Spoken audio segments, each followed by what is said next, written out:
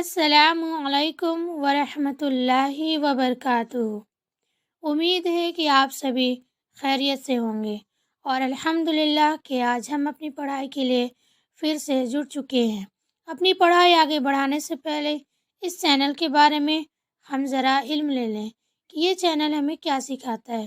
اس channel سے ہمیں یہ بات معلوم چلتی ہے کہ ہم مسلمان کیسے رہیں، مسلمان رہنے کے لیے ہمیں کیا کرنا چاہیے، اللہ اور اللہ کے رسول کی اطاعت کیسے کرنی ہے اور دنیا اور آخرت میں کامیاب کیسے ہونا ہے۔ تو اس چینل سے یہ ساری نالج ہم کو ملتی ہے۔ آپ اس چینل سے جڑنے کے لیے اس چینل کو سبسکرائب کر لیں، بیل آئکن کو آل کر دیں اور ویڈیو اچھی لگی تو لائک کر دیں اور لوگوں تک ضرور شیئر کر دیں۔ تو اب ہم اپنی پڑھائی چالو کرتے ہیں۔ بسم اللہ۔ تو ہماری آج کی جو پڑھائی ہے وہ ہے شریعتوں میں فرق کچھ اس طرح۔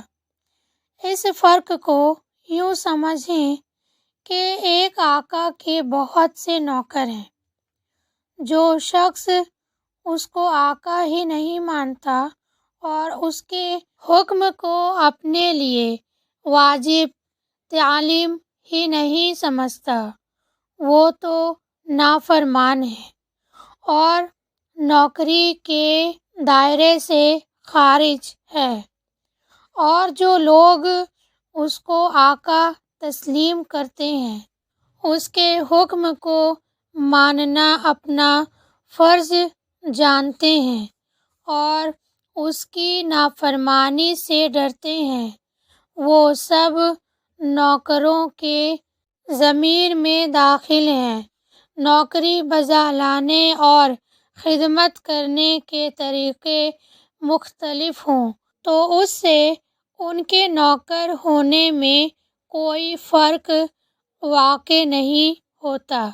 اگر آقا نے کسی کو نوکری کا ایک طریقہ بتایا ہے اور دوسرے کو دوسرا طریقہ، تو ایک نوکر کو یہ کہنے کا حق نہیں کہ میں نوکر ہوں اور وہ نوکر نہیں ہے۔ اسی طرح اگر آقا کا حکم سن کر ایک نوکر اس کا منشا کچھ سمجھتا ہے اور دوسرا کچھ اور دونوں اپنی اپنی سمجھ کے مطابق اس حکم کی تعمیل کرتے ہیں، تو نوکری میں دونوں برابر ہیں۔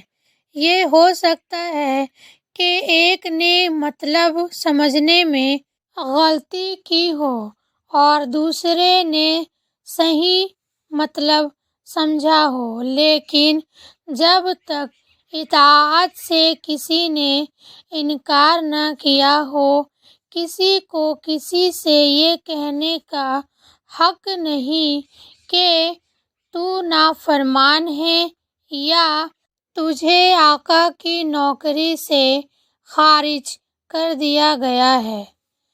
اس مثال سے آپ دین اور شریعت کے فرق کو بڑی اچھی طرح سمجھ سکتے ہیں۔ نبی کریم صلی اللہ علیہ وسلم سے پہلے اللہ تعالیٰ مختلف رسول کے ذریعے سے مختلف شریعتیں بھیجتا رہا ہے۔ کسی کو نوکری کا ایک طریقہ بتایا اور کسی کو دوسرا طریقہ۔ ان سب طریقوں کے مطابق جن جن لوگوں نے مالک کی اطاعت کی وہ سب مسلمان تھے، اگر چاہ ان کے نوکری کے طریقے مختلف تھے۔